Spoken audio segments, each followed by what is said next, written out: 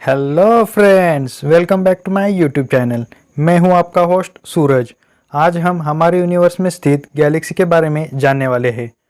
हम सबको पता है कि हम पृथ्वी पर रहते हैं और हमारी पृथ्वी हमारे सौरमंडल का एक हिस्सा है। हमारा सौरमंडल का केंद्र हमारा सूरज है। हमारे सौरमंडल में अरबों सितारे और ग्रह भी मौजूद हैं। क्या आपको पता है कि जैसे सौरमंडल के बाकी ग्रह सूरज के चक्कर लगाते हैं, वैसे ही हमारा सौरमंडल भी चक्कर लगाता रहता है।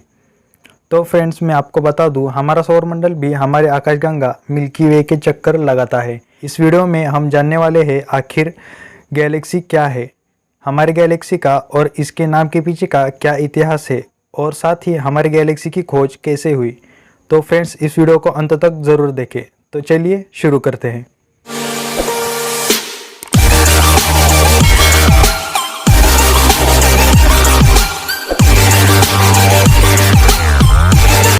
तो फ्रेंड्स, सबसे पहले हम जानते हैं कि गैलेक्सी क्या है। एक गैलेक्सी गैस, धूल और अरबों सितारों और उनके सौर प्रणालियों का एक विशाल संग्रह है।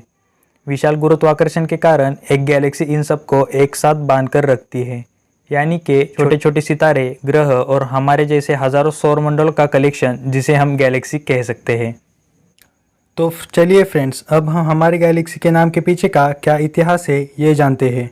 संस्कृत और कई अन्य हिंदू आर्य भाषाओं में हमारी गैलेक्सी को आकाशगंगा कहा गया है।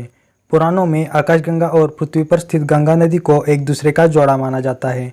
प्राचीन हिंदू धार्मिक ग्रंथों में आकाशगंगा को क्षीर यानी दूध बुलाया गया है। भारतीय उपमहाद्वीप के बाहर भी कई सभ्यताओं को आकाशगंगा दूधिया लगी। गैलेक्सी शब्द का मूल यूनानी भाषा का गाला शब्द है, जिसका अर्थ भी दूध है।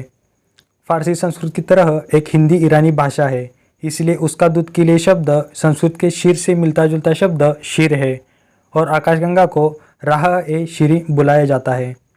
आकाशगंगा को इंग्लिश में मिल्की वे यानी कि दूध का मार्ग कहा जाता है।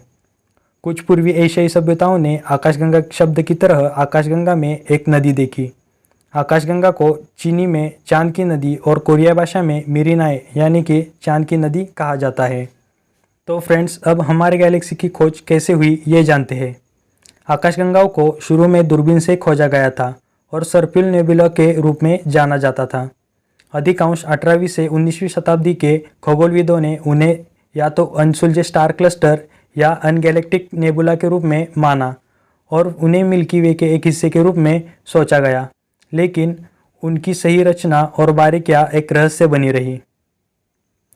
बाद में उन्हें हमारे साइंटिस्टों ने सितारों के विशाल समूहों में हल करना शुरू कर दिया, लेकिन सितारों की बढ़ती आबादी के आधार पर इन वस्तुओं की सच्ची दूरियों ने उन्हें मिल्की वे से आगे रखा।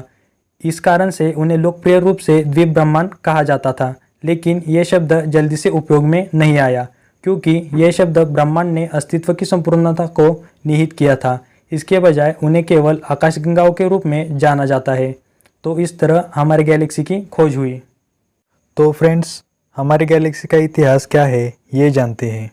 प्राचीन इतिहास में कई प्राचीन भारतीय और यूनानी खगोलविद जैसे लगदा, आर्यभट्ट, भास्कराचार्य, वराहमिहिर, ब्रह्मगुप्त, अरस्तु और डेमोक्रिटस ने आकाशगंगा और मिल्की वे की प्रास्ताविक अवधारणाओं का उल्लेख किया था।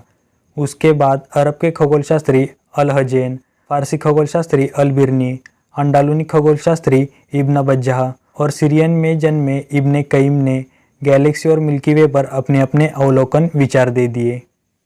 लेकिन मिल्की वे का प्रास्ताविक प्रमाण 1602 में गढ़ा गया था, जब इतालवी खगोलशास्त्री गैलीलियो गैलीली ने मिल्की वे का अध्ययन करने के लिए एक टेलीस्कोप का इस्तेमाल किया, जिससे उन्हें पता चला था कि ये एक भारी संख्या में कमजोर तारे से बना है। 1750 में अंग्रेजी खगोलशास्त्री थॉमस राइट्स ने अपने एक मूल सिद्धांत या ब्रह्मांड की परिकल्पना में अनुमान लगाया था कि आकाशगंगा एक विशाल संख्या में तारों का घूर्णन पिंड हो सकता है, जो गुरुत्वाकर्षण बल द्वारा एक दूसरे के साथ जुड़ा हो, बिल्कुल हमारे सौरमंडल के जैसा, लेकिन बहुत बड़े पैमाने पर। तारों के परिमाण स्वरूप डिस्क को डिस्क के अंदर हमारे दृष्टिकोण से आकाश पर एक बैंड के रूप में देखा जा सकता है। 1755 में एक ग्रंथ में एम्यूनल कांट ने मिल्की वे की संरचना के बारे में राइट्स के विचार पर विस्तार से बताया था। तो चलिए फ्रेंड्स, हम हमारे आकाशगंगा के बारे में डिटेल से जानते हैं। आकाशगंगा एक स्पाइरल गैलेक्सी है। इसके चपटे वक्र का व्यास लगभग 1,00,000 प्रकाश वर्ष है, लेकिन इसकी मोटाई केवल 1,000 प्रकाश वर्ष है। आकाशगंगा कितनी बड़ी है इसका अनुमान इस बात से लगाया जा सकता है कि अगर हमारे पूरे सौरमंडल के चक्र के क्षेत्रफल को 1 रुपये की सिक्का माना जाए तो उसकी तुलना में आकाशगंगा का क्षेत्रफल भारत का 1.5 गुना होगा।